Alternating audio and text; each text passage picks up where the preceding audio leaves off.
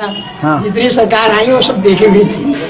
उन्होंने सिवाय खाने के कभी सोचा नहीं। आज बड़ी आंख फटती है जब देखते हैं नोटों को, कोठे भरे पड़े नोटों के, बेईमान अब भी बाज नहीं आ रहे हैं। तो ये काम कब खत्म होगा? जब 5 साल अगली 5 साल भी सेंटर में यही आ रहा है। अगर अगली 5 साल भी सेंटर में यही आती है तो इनके कोड़े बंद हो जाएंगे। अब ये लोग बदनाम करते हैं कि नोटबंदी। अरे नोटबंदी में तो किसी को नुकसान हुआ ही नहीं गरीब को। नोटबंदी में नुकसान हुआ सिर्फ उनको जिनके पास नोट थे, बेईमानों। जो बेईमानी के नोट जिनके पास थे उनको तकलीफ हुई थी। आज भी छापे पड़ रहे हैं, करोड़ों रुपए निकल रहे हैं। तो वही तो है, उनको तकलीफ थी। नोटबंदी में किसी को नुकसान नहीं हुआ, किसी गरीब को नुकसान हुआ नहीं, किसी बीच वाले को नुकसान हुआ नहीं, क्योंकि पैसे थे ही नहीं, नुकसान कैसे होगा? अब एक बार बताओ, 7,000 रुपया कुंटल सरसों बिकी और 70 रुपया किलो हो गई। 3 किलो सरसों में 1 लीटर तेल लिखो तो तेल आप जो चल लो का मार्केट में 180 रुपया किलो बिक रहा है। तो ये तो 210 को बैठो। सरसों भी वही हिसाब से 7,000 रुपया कुंटल बिक रही है। फिर उसमें बिजली का भी और वो खल भी निकलती है। तो फिर तो सस्ता है। जबकि तेल मिल लो 180 मिल लो चाहिए 250 और ये तो फिर भी सही मिल लो। जब 7,000 रुपया कुंटल सरसों जा रही है तो अब हम किसान के बालक हैं, हमने अपने खेत में अब के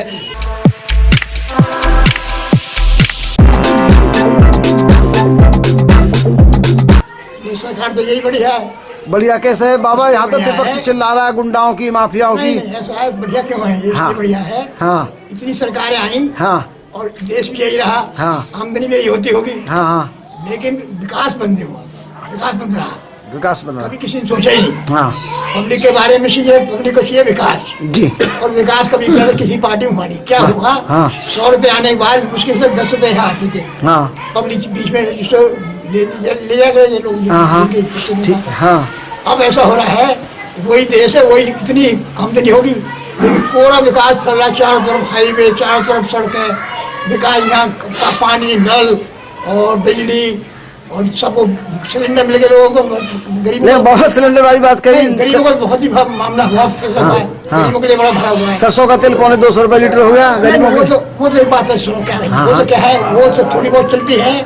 जब कोई सप्लाई होगी नहीं कहीं तो फिर हो जाता है। बताओ। लेकिन ऐसा ये हो गया, जब ये सरकार आने के बाद ये सारे धंधे फिर बंद हो जाएंगे। क्योंकि कोशिश कर रहे हैं, सरकार तो कोशिश करती है। बीच में जो माफिया है वो भी हाथ नहीं आ रहे हैं, क्योंकि सरकारी मशीन में वो पुरानी आदत पड़ी हुई है। तो सरकारी मशीन घपला कर जाती है। अब घपले को एक आदमी सब रोक नहीं सकता।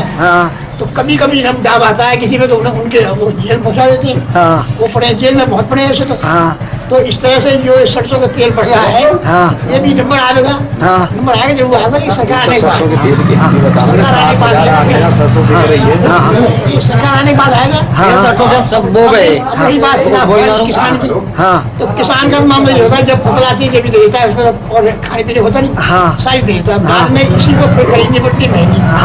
वो कारण क्या है? वो कारण ये है, जो हम लोगों का जितने पैसा है उनका हम लोग खा लिया, बाकी फसल सब दे दी, देख दी, और उसके बाद फिर दोबारा हमें जरूरत पड़ी तो हमें लेनी पड़ती है। तो वो प्रॉफिट को तो लेंगे ही। इसमें 2 राय की बात है। तो ठीक है, उनका भला है, उन्होंने पैसे खर्च करे। वो हम कहेंगे महंगाई अब नहीं है, अब तो सस्ता है मामला। लेकिन भगाने वाली पार्टी हमें आ जाती है, बड़ी महंगाई। कोई महंगाई नहीं है। महंगाई नाम तो कोई चीज है ही नहीं है। क्यों नहीं महंगाई? हमारे इतनी आमदनी पहले हमें, मेरे जमाने में 12 आने मजदूर आया करता, 13 आने का 12 रुपये का, 1.5 रुपये का। और जब 1 रुपये का सामान को हम ला नहीं सकते थे, सिर्फ फरियाद ला नहीं सकते थे। और आज हमें 100 रुपये में माचिस खरीदे। तनख्वाह की बात करी जाए तो मुझे लग रहा है 50-60 हजार से कम किसी की तनख्वाह भी नहीं है। ज्यादा तनख्वाह इतनी होगी तो महंगाई कहाँ से आ गई? अब माचिस लेनी होती थी पहले, माचिस बहुत मुश्किल थी। अब 100 रुपये माचिस ले लेते हैं। 100 रुपये खर्च करते लाने माचिस, जो थोड़े पैसे नहीं चल रहे। तो इतने पैसे हम पे है, चल रहे। इसलिए पहले तो घुस गए पैसे के लिए, खरीदी ना जाई। अब यही सरकार वाला मामला, जितनी सरकार आई वो सब देखे हुई थी। उन्होंने सिवाय खाने के कभी सोचा नहीं। आज बड़ी आंख फटती है जब देखते हैं नोटों को, कोठे भरे पड़े नोटों के, बेईमान अब भी बाज नहीं आ रहे हैं। तो ये काम कब खत्म होगा? जब 5 साल अगली 5 साल भी सेंटर में यही आ रहा है। अगर अगली 5 साल भी सेंटर में यही आती है तो इनके कोड़े बंद हो जाएंगे। अब ये लोग बदनाम करते हैं कि नोटबंदी। अरे नोटबंदी में तो किसी को नुकसान हुआ ही नहीं गरीब को। नोटबंदी में नुकसान हुआ सिर्फ उनको जिनके पास नोट थे, बेईमानों के। बेईमानों जो बेईमानी के नोट जिनके पास थे उनको तकलीफ हुई थी। आज भी छापे पड़ रहे हैं, करोड़ों रुपए निकल रहे हैं। तो वही तो है, उनको तकलीफ थी। नोटबंदी में किसी को नुकसान नहीं हुआ, किसी गरीब को नुकसान हुआ नहीं, किसी बीच वाले को नुकसान हुआ नहीं, क्योंकि पैसे थे ही नहीं, वहाँ नुकसान कैसे होगा? नुकसान उन्हीं को हो रहा था। अब ये पार्टी हमें भगाती आके। हम लोगों में बहुत ऐसे हैं जिनको समझदारी कम है। तो समझदार सब हो गए बहुत ज्यादा, लेकिन इस मामले में समझदारी कम है। कहते हैं बड़ी महंगाई, कोई महंगाई कहीं नहीं है। झूठ बोलते हैं सारे, यहाँ बहकाते हमको तो बिल्कुल झूठ बोलते हैं, बहुत जोर पड़ता है हम पे तो। क्योंकि नोटबंदी मान लिया इसने, मोदी ने तो वो काम किया। मोदी आगे पीछे है कुछ नहीं, उसे तो लेना नहीं, वो देश के लिए आया है। उसने कहा नहीं मानोगे मैं अपने झोल लेके फिर मजा पड़ूंगा पहाड़ों में। तो ऐसे आदमी को देश देना बहुत बढ़िया बात है, घनी बढ़िया बात।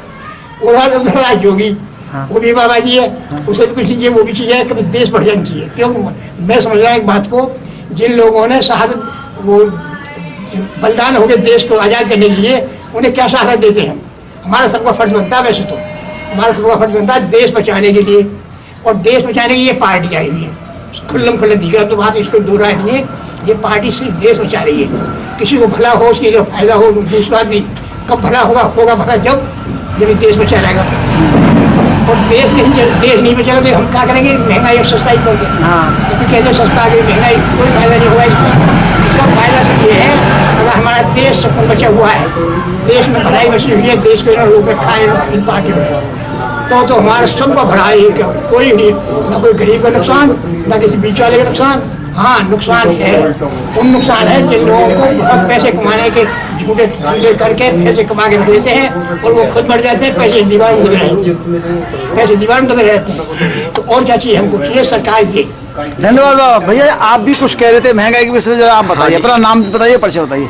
सर मेरा नाम नवीन है, गांव ये नंगला हुकम सिंह है, जाट बहुमूल्य ये गांव है। एक जाट बहुमूल्य है तो इसका मतलब ये जो है क्या बोलते हैं, फिर तो लोक दल गठबंधन के लिए होगा सर। ऐसा जी अपना मार के गिरे तो छाया में तो गिरेगा। अपने हैं, नजदीक के हैं, यहाँ पूछ चले जा अपनी समस्या ने लेके। कभी आज ना है समस्या का समाधान तो 2 दिन बाद है जहाँ, 2 महीना बाद है जहाँ, यहाँ है तो जहाँ। दूसरी बात, आपने महंगाई के बारे में प्रश्न किया। अब एक बार बताओ, 7,000 रुपया क्विंटल सरसों बिकी और 70 रुपया किलो हो गई। 3 किलो सरसों में 1 लीटर तेल लिखड़ो तो तेल आप जो चल लो का मार्केट में 180 रुपया किलो बिक रहा है। तो ये तो 210 को बैठो। सरसों भी वही हिसाब से 7,000 रुपया क्विंटल बिक रही है। फिर उसमें बिजली का भी और वो खल भी निकलती है। तो फिर तो सस्ता है। जबकि तेल मिल लो 180 मिलना चाहिए, 250 और यूँ तो फिर भी सही मिल लो। जब 7,000 का क्विंटल सरसों जा रही है। अब हम किसान के बालक हैं, हमने अपने खेत में आपके सरसों बो दी है। सब पब्लिक ने क्षेत्र में यहाँ में जो सरसों बो रहा है, आपके सस्ती है जाएगी और तो सस्ता तेल है जाएगा ना। तो ये किसी सरकार के हाथ में, यूँ तो जैसी फसल हम ज्यादा बो रहे हैं ऐसी फसल के रेट कम है जाएंगे, जहाँ फसल हम कम बोंगे वहाँ के रेट ज्यादा है जाएंगे। ना तो योगी के हाथ में, ना योगी के हाथ में, ना किसी क्षेत्र के हाथ में। और रही बात विकास की बात, तो विकास तो दुनिया भर में पूरे देश में है रो है। इतना बढ़िया है रो कि तुम्हारे देखो जी, घर में तुम कोई सामान आज गाड़ी खरीद लाए, अपने घर के खर्चा में कटौती करके ही तो खरीद कर लेकर आओगे। मैं पर्सनल छोटी सी चीज ले रहा हूँ, तो हमारे देश में जो इतनी बड़ी बड़ी मतलब हथियार वगैरह और तुम्हारे जहाज वगैरह खरीद के लेके आ रहे हैं, तो अपने घर के खर्चा में कटौती हो गए या हमारा थोड़ा सा टैक्स बढ़ गो। वो टैक्स बढ़ना जरूरी है क्योंकि हमारी जो सेना है वो भी तो मजबूत चाहिए। बहुत बढ़िया बात भाई, आदमी दुश्मन से घिरा हुआ तो कहीं ना कहीं तो अपने आप मजबूताई लेकर आएगा। बिल्कुल, बहुत बढ़िया बात कही आपने। और दूसरी बात आप ये बताऊं कि यूँ तो आदमी की पर्सनल इशू हो कि भाई मेरे यूँ काम ना करो, फलाना ना करो। वैसे देखो मैं कोरोना काल में जैसो या प्रशासन ने राशन खवायो है, ऐसो किसी भी सरकार ने आज तक हम भाई 35 साल के है कि किसी ने ना खवायो। 35 साल के हम है किसी ने ना खवाया। आप जॉब करते हैं? खेती? मैं खेती ही करूँ। बहुत बढ़िया, अच्छा। खेती ही करूँ। और डीलर भी है। डीलर भी हूँ, किसी और दूसरा राशन डीलर भी हूँ। और तीसरी बात मैं तुम बताऊं, अगर मैं 2-3 साल से डीलर हूँ, राशन डीलर, बीजेपी की सरकार में ही आएगा डीलर बनूं। इतनी ईमानदारी तो डीलर चल रहे हैं, एक कंप्लेंट भी तो डीलर की ऐसी है जाए।